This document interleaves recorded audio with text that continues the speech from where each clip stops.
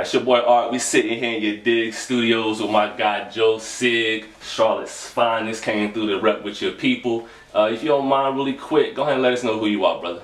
I'm Joe Sig, rapper, MC, extraordinaire, artist, you know, all that. Solid. So I hear your music, man. You talk about kind of the changes you've gone through. If you don't mind, in as much detail as you can in an interview, what type of things were you into, whether good and bad, as a youth or coming up in your time? What types of things were you into, Joe? I'm a young black male adult, so that doesn't absolutely mean that when I was younger I had to get into trouble, but that's usually the case. I've been through a few things, street things, but I also learned that from going through all that stuff, you have to kind of just find yourself in the midst of all those things. It's hard. I don't really like to go into detail about that. Basically, when I found rap, I basically found an outlet from all the trouble I was going through, because I didn't come from a home where I could really express myself. So I would just lock myself in a room and just like listen to rap all day long.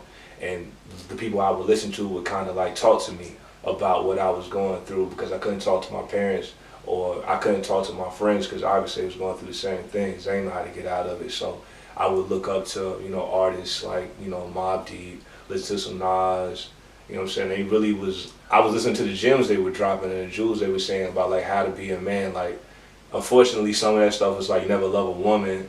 Like, some of that stuff was bad, but a lot of that stuff was like teaching you how to be a man, stand on your own too. Always have accountability no matter what that is. Just, you know, things of that nature. Solid, bro, solid. So yeah. Hip-hop raised me. Yeah, that's a fact. Raised me. So true, so true. So we're gonna get into this music, man. I'm loving this, bro. So this brother dropped 2 projects on the same day. Don't know how he did it. December 11th, dropped what was it, LIG, that lig? I don't know how. Oh, LIG, yeah. Yeah, okay, LIG. We're gonna get into that. Also, right. Thematic. Thematic. Yeah. Crazy projects, man. Dopes. First, want to get into the LIG project. I know this, is that an acronym? What does LIG stand for? What does that mean to you? Let it go. Let it go. Yeah, let it go. Nice. Or live, inspire, grow. It's an acronym for many things. Yeah. So what inspired the album? What inspired LIG? Basically, it was just like a combination of things I was going through at the time. A lot of people don't know those were tracks I wrote like 2015, like a long time ago. Okay. And at the time I was going through a lot of stuff. I was inspired by a lot of stuff, so I just kind of like created this gumbo of experiences and just put it into an album. And it was basically like just letting go of everything I was holding on to and everything that was in my mind at the time. It also was a combination of me learning and inspiring people and, you know, helping people grow. So that's where I got it from. Super strong project, man. Super smooth. This is the type of album you can just like put that joint on, get some work done, listen to it in the background, catch jewels, you know what I mean? Just literally run from opening to end though. Like, this brother's an album maker big time. And there's a bunch of standouts on that project, man. A couple ones I want to talk about. The opening, of course, he went so hard on the opening. From Me to You was crazy. My favorite joint probably is The Homies Never Listen though. Oh yeah. And it seems like that may have come from a story specifically or anything. Was there anything specifically that drove that song? Not specifically. It's a combination of things. I actually had my homie there while I was recording that. And he was staying with me at the time. I had his vocals on some of that stuff. You can hear it in the background, kind of screwed up. And basically it was just about me wanting to change my life. And then some of the people around at the time, some of the homies at the time, they just really didn't get that. They didn't understand. And I was in the midst of doing the same shit they was doing, but I was looking at it like, yo, we're not going nowhere. We're not getting nothing out of this. Like, there has to be a better way. It's got to be something we got to do, because we keep running in circles. And they were looking at me like, oh, he must be switching up, or he might be changing, or, you know, he might be getting soft. But it was just like, I'm seeing the end of the road to this. I got an uncle that's in jail for 175 years. I mean, he sold all the drugs. I seen him do everything. He never did anything wrong. When it comes to street shit, he didn't do anything wrong. He did everything by the book. He didn't get nothing out of it. Nobody taking care of his kids. Nobody reaching out to his daughter. Nobody sending him money. Nobody doing nothing for him. And like I saw us going down that same like path. And I was like, I'm not doing this shit no more. And I'm trying to inspire them. And they just wouldn't listen. So That's where that song came from. Self-explanatory. The homies never listen, man. Yeah, that's true, dog. Man, but first off, man, thank you for putting the album out, though, bro. Like, and both albums, honestly, man, it's like your style is set, but they're two different projects. Like, really, two different projects. Exactly. And I want to kind of figure out how you did that, man. Like, so I want to kind of jump to Thematic. How do you say that? Thematic, right? First off, man, you come in with the jail pose, bro. Come on, son.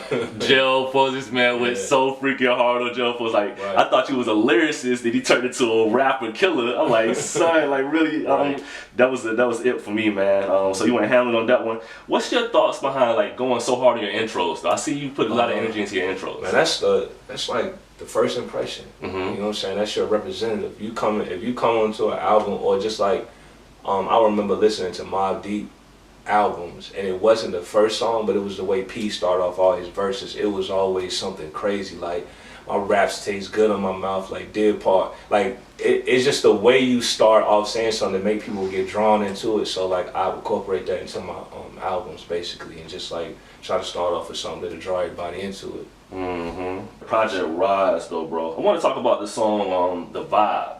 Kind of gives you that Tribe Called Quest feel, man. Like, so how did that song come about, from finding the beat to what we actually hear on that album? Okay, so that beat was produced by Scab Beats. He's a producer from Japan, Tokyo. Ooh. So like I met him online through SoundCloud at the time. We were just like chopping it up, and I just basically heard the beat and I rapped to it and I sent it back to him.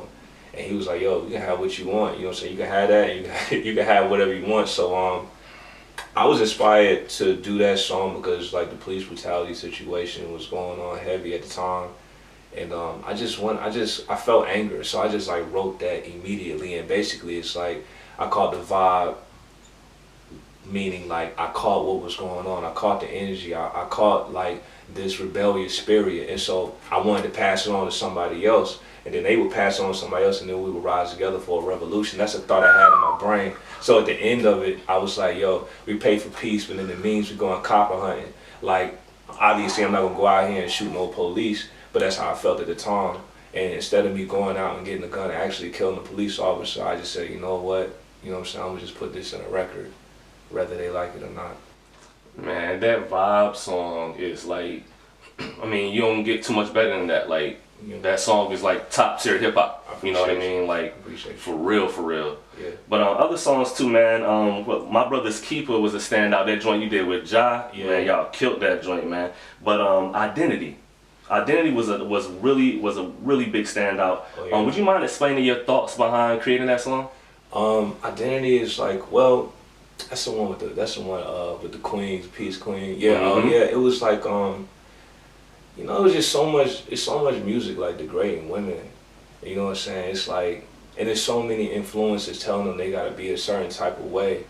And I just wanted to let them know, like, yo, you're a queen. Like, regardless of the situation, regardless of what you're going through, regardless of what these people telling you, even if you're doing some of these things, it's like, remember first how important you are to everybody else. Like, and remember how important you are to the world, and then maybe reassess your thoughts and your actions, like, after you accept that, you know what I'm saying, that not burden, but accept that it's about yourself first. So that's what inspired me to put that out.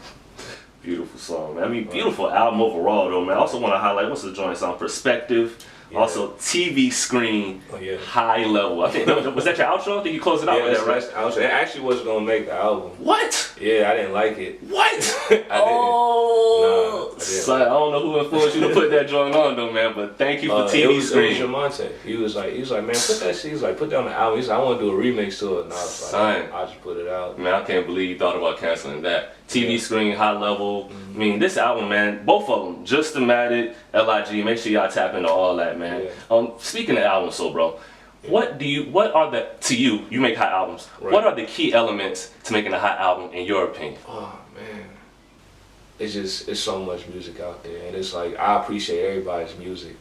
I like the Migos album, you know, I like Kodak's album, I like Nas's album.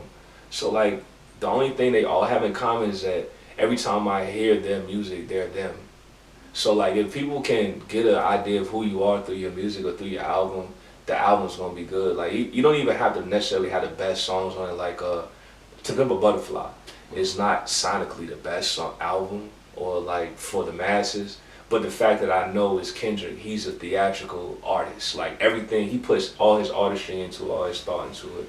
So even though some of the tracks were kind of hard to listen to, it was still Kendrick, so I couldn't help but listen to it. So yeah, you just gotta be yourself, basically.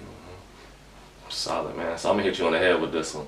Give me 3 recently released albums that you would recommend right now. Go. Damn.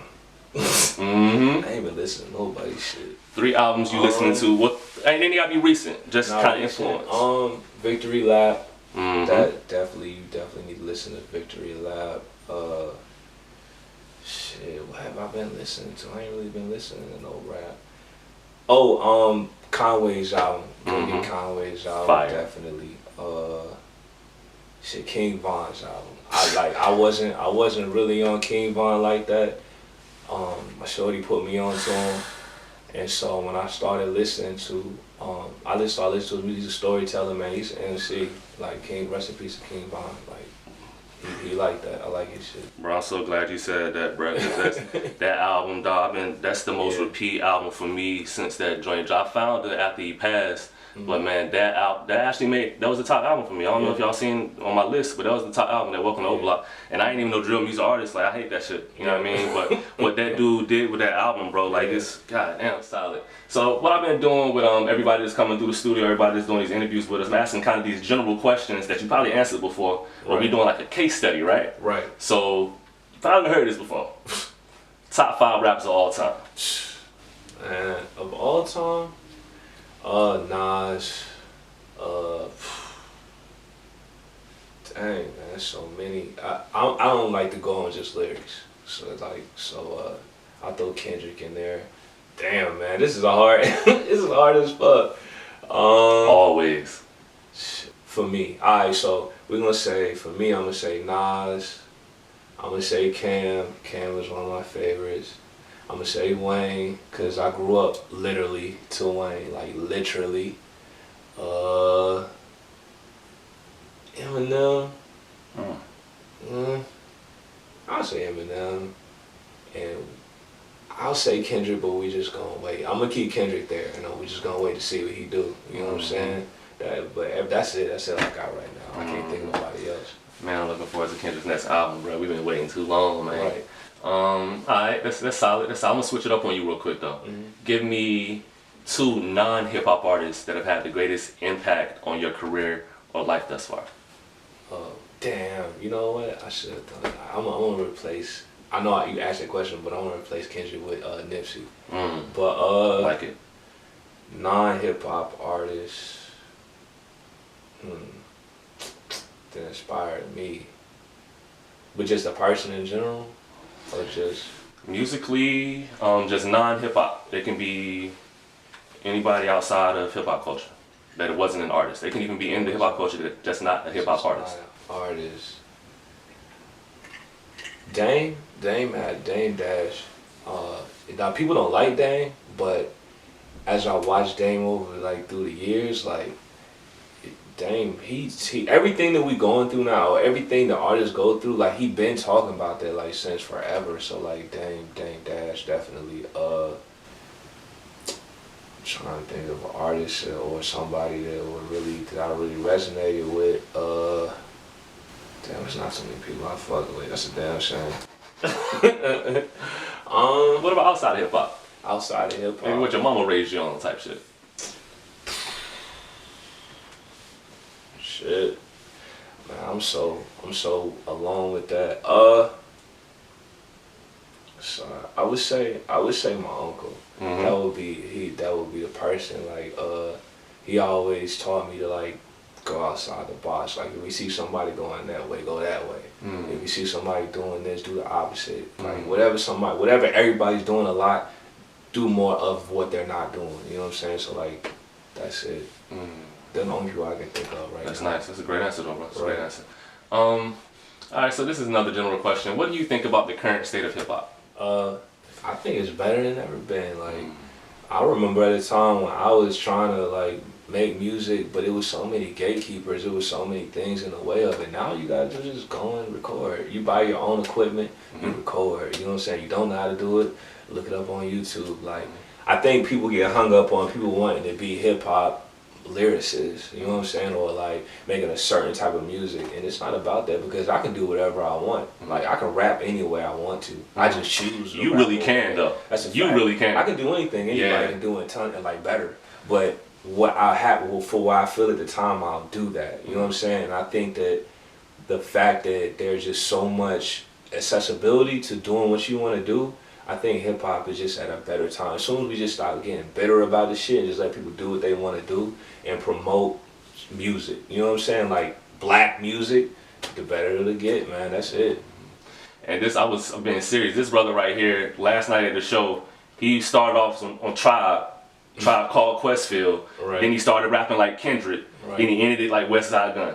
Like, this dude literally went 3 styles in one show. So I know he can really do that. Right. Alright, so that's solid. That's a good answer. So what's next for you, Joe? What's next for you musically and your career thus far? You know? Oh, we just gonna grind this shit out till we make 100 million. Like, we gonna do that this year. If you don't mind giving us your social handles, how we can find you and follow up with you? You can definitely find me on everything I go by Joe Sig. Like, any social media you can think of, IGOBYJOESIG. So just look that up. You can Google that and everything will pop up. Solid. I go by Joe Sig. That's a fact. Alright, that's solid, man. I want to thank Joe Sig for stopping through, coming through your Dig Studios all the way from Charlotte. Yeah. Big shouts out to 704. We out of this big, you dig? Peace. That's a wrap. You dig?